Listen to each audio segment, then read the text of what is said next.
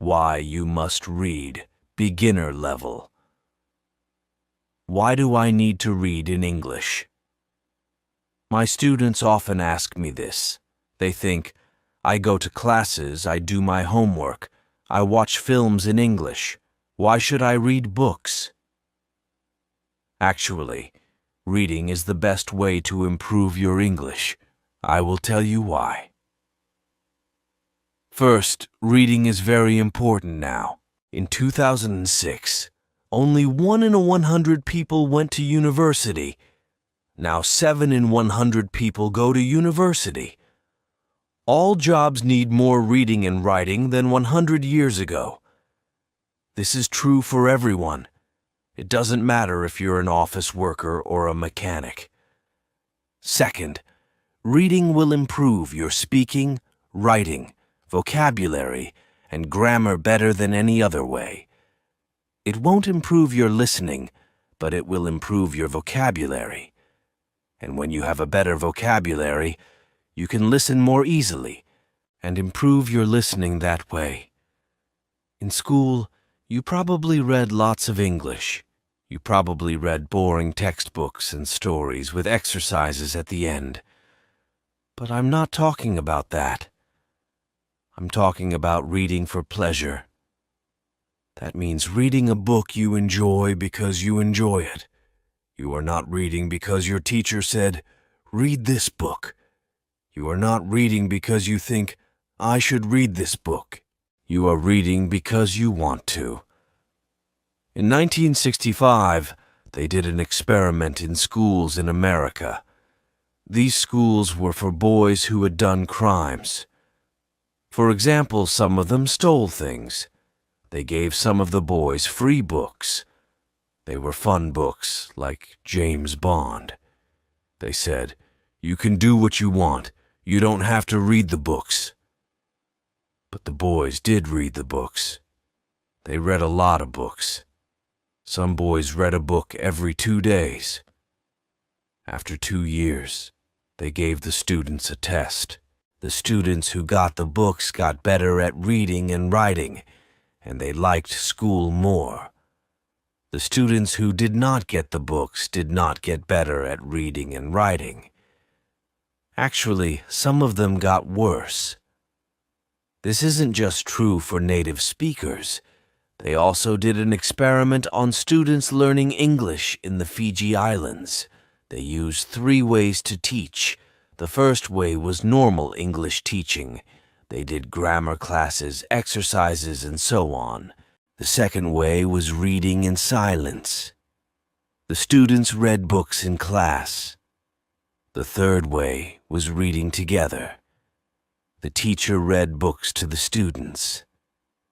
After 1 year, the 2 ways with reading were the best. They were much better than the students who did normal English classes. They did the experiment again in Singapore. There, the students who read in silence did very well. They did the best in grammar tests.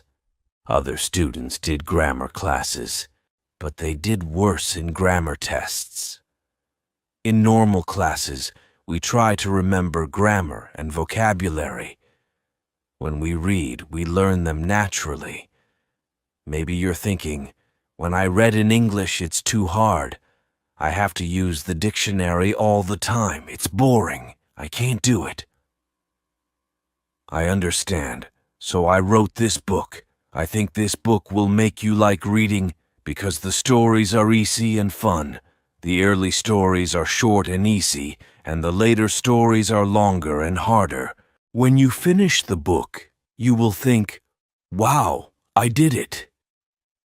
I make a podcast called English Spoken Stories.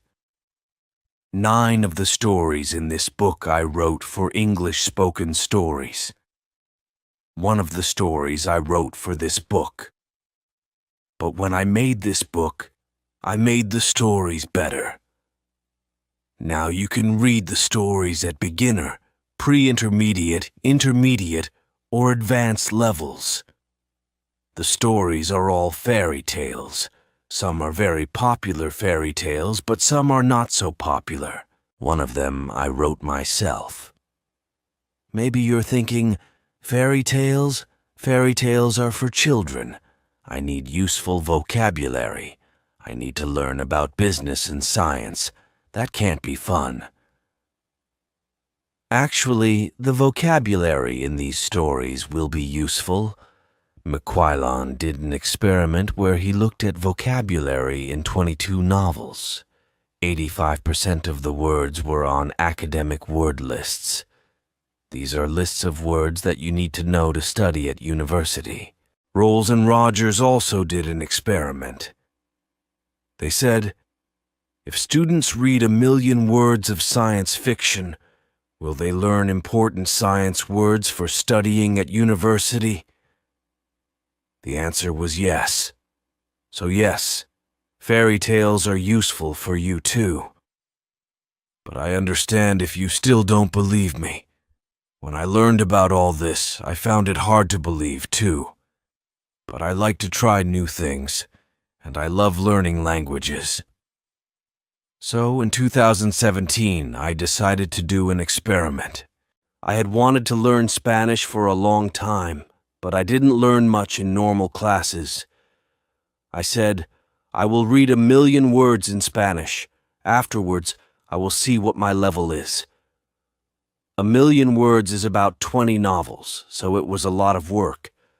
I started with very easy reading, like this book. Then I started reading translations of books that I knew in English.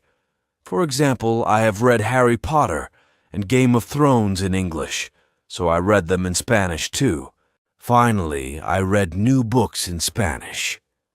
I read Latin American authors, that means writers, such as Isabel Allende, Luis Jorge Borges, and Manuel Puig. I love them. I also listened to podcasts, but I always read the transcripts and added the words to my goal. After I finished reading 1,000,000 words, I wrote and talked to native speakers. I was at an intermediate level. I could understand almost everything I read. I could understand people when they spoke clearly, and I could have conversations. And I had spent most my time reading, not speaking. In 1 year, I learned more than most students learn in 5 years. I didn't try to remember grammar and vocabulary. I learned them naturally. Maybe you're thinking, I don't believe this. Or maybe you're thinking, wow, I'm going to read for hours every day. But I have to say something very important. You must read books that are easy. You must read books that are fun. If a book is too difficult or too boring, put it down and find another one. Stephen Krashen, an expert in language teaching, says, only read things in English that are fun and interesting. Read things that are really easy, that you wouldn't read in your native language because they are too easy. So you can read comics, magazines, detective stories, romance stories, and so on. Don't feel bad about reading translations. If you read very easy books, when you see a word you don't know, you will understand the meaning easily. You won't have to use a dictionary, so what is easy? Experiments show that you should understand at least 98% of the words in a text. 98%? That's so high. I know. But let me show you an example. Here is a text where 10% of the words are not real words, so you should understand 90% of the words. Jerry flurged out of bed and opened the curtains. He bimped to himself as he made breakfast. He made coffee and put butter on his poffer. Someone called his phone and he picked it up. He was very surprised by who was torngling, so his Vinky fell on the floor. Is that easy to understand? Could you read a whole book of that? Here is the same text, but only 2% of the words are not real. So you should understand 98% of the words. Jerry jumped out of bed and opened the curtains. He sang to himself as he made breakfast. He made coffee and put butter on his toast. Someone called his phone and he picked it up. He was very surprised by who was calling, so his Vinky fell on the floor. How was that? You probably didn't understand everything, but it was more fun to read than the first text. That's why reading for pleasure is so great. Maybe you don't understand everything, but you understand enough to follow the story, and you don't have to pick up a dictionary. So if you find that this book is too hard, read something easier. If you find it boring, read something more fun. I know that not everyone likes my writing, and that's okay. Find a book that is good for you. When we have fun, we learn much more. Because I want this book to be fun, it has no exercises in it.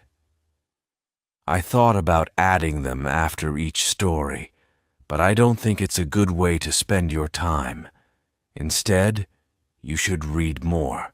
Read for pleasure. If you finish this book, you can try the level above. Because you already read the stories, you will know them well, and it will be easier to understand. But maybe when you finish this book, you will love stories. I hope so.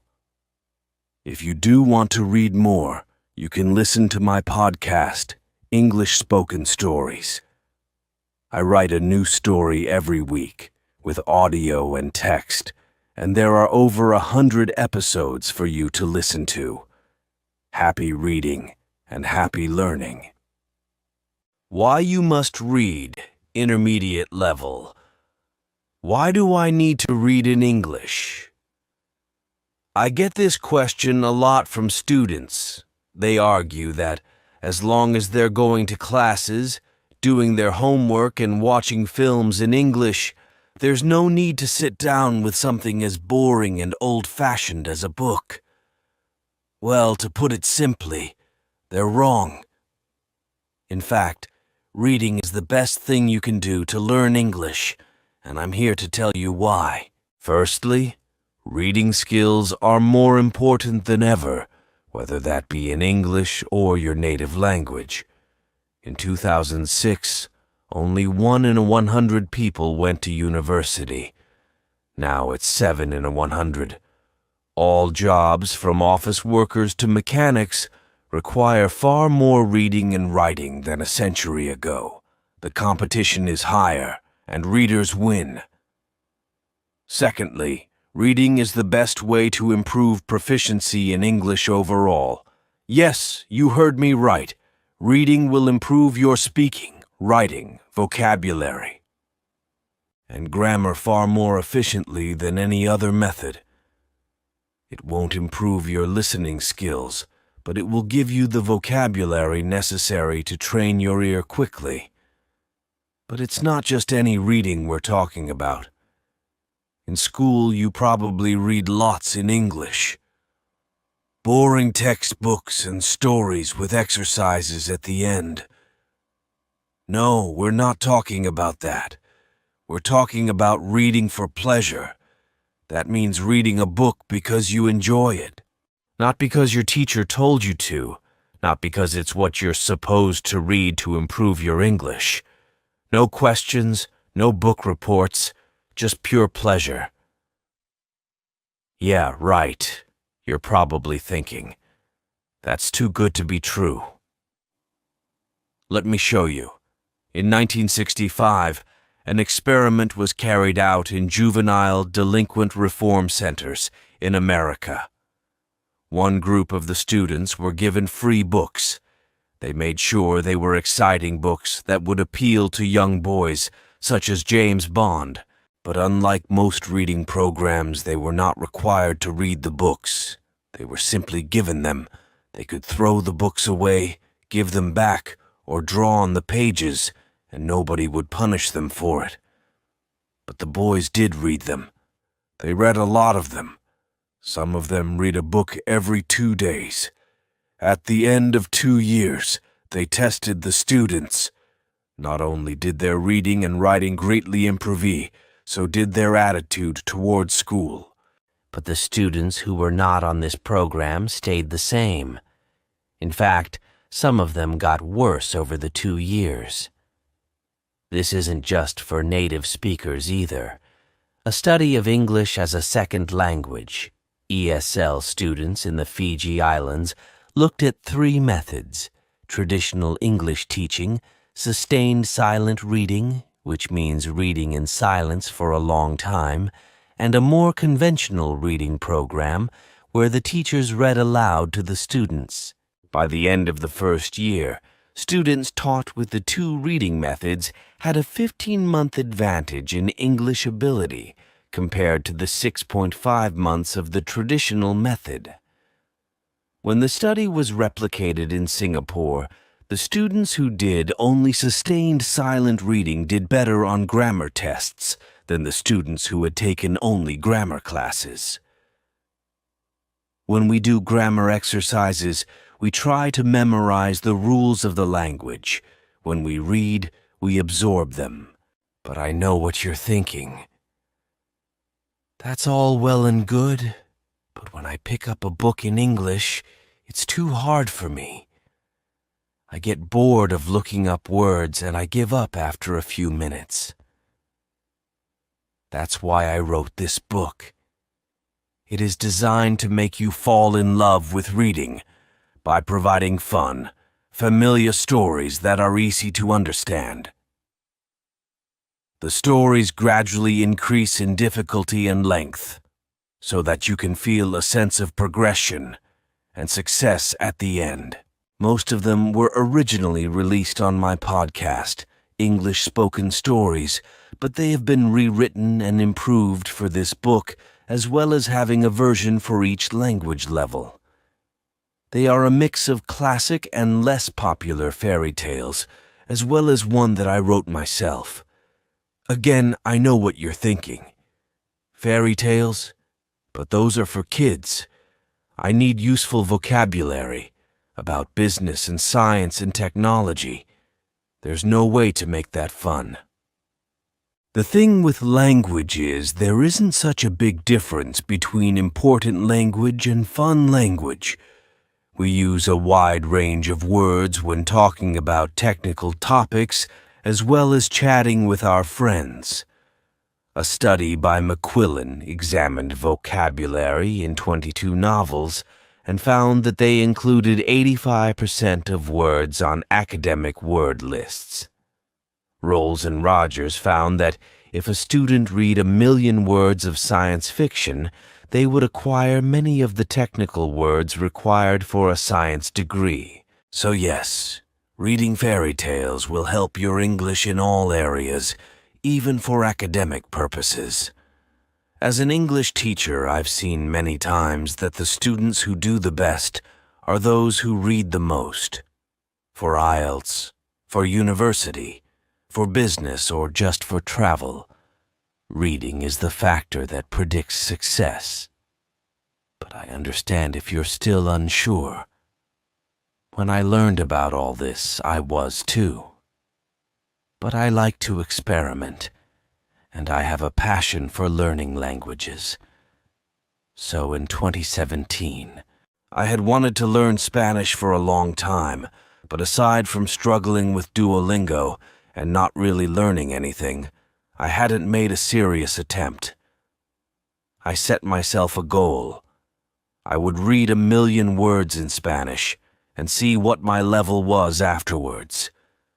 1 million words is roughly 20 standard-length novels, so it was a huge task.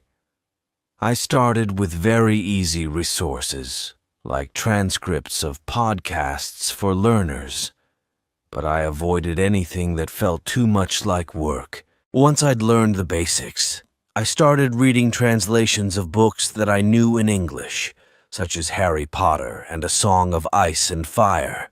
You might know it as Game of Thrones. Finally, I was ready to move on to completely new books, and I fell in love with Latin American authors such as Isabel Allende, Luis Jorge Borges, and Manuel Puig. With the reading, I also listened to podcasts, but I always read the transcripts and counted the words as part of my reading. After I achieved my goal, I tested myself by writing and talking to native speakers and found I was at a decent intermediate level. I could understand almost everything I read, understand clear speech, and have conversations at a comfortable level, even though I had barely spoken the language since I started learning. I had been learning for about a year, and I had made more progress than most students make in 5 years. I didn't memorize the vocabulary and grammar rules. I absorbed them. By this point, you're either thinking, this is all complete nonsense, or you're super excited, ready to start reading for hours a day. But the next thing I'm going to say is extremely important. You must read books that are easy. You must read books that are fun. If a book is too difficult or too boring, put it down and find another one. Stephen Krashen, an expert in the field of second language acquisition, says, "Read only material in the second language that is genuinely fun and interesting, material that is so easy that you probably feel guilty reading it in your primary language. This is your excuse to read comics, magazines, detective stories, romances, etc. There is no shame in reading translations. Ideally, you want to be reading a book so easy that, when you see a word you don't know, you can understand the meaning from context. Research has shown that in order for this to happen, the text needs to be at least 98% known words. 98%? That's so high. I know, dear reader, but let me show you an example. Here's a text where I've replaced 10% of the words with nonsense words. That is, it's 90% comprehensible. Jerry flurged out of bed and threw open the curtains. It was a beautiful day. He bimped to himself as he did his daily routine, pouring coffee and buttering poffer. But then his phone rang, and the person torngling was so unexpected that he dropped his Vinky on the floor. Is that easy to understand? Could you read a whole book of that? Here's the same text, but 98% comprehensible. Jerry jumped out of bed and threw open the curtains. It was a beautiful day. He sang to himself as he did his daily routine, pouring coffee and buttering toast. But then his phone rang, and the person calling was so unexpected that he dropped his Vinky on the floor. How was that? Even if you couldn't understand everything, I bet it was far more enjoyable to read than the first text. And that's the magic of reading for pleasure. Even if you didn't understand everything, you got enough to follow the story and keep going without having to pick up a dictionary. So if you find that this book is too hard, put it down and read the level below. If you find it boring, go read something else. Yes, I'm giving you permission to stop reading my book. I know not everyone likes my writing style, and that's okay. Find what works for you. As you read, focus on the meaning of the stories, and don't sweat it if you don't understand every single word. Just relax and try to get lost in the pages. Believe it or not, when we have fun, we learn far better. The levels of these volumes are based on the Common European Framework of Reference, a system for defining language levels. You'll know them as A1, A2, B1, B2, C1, and C2, although these books only cover A2, C1.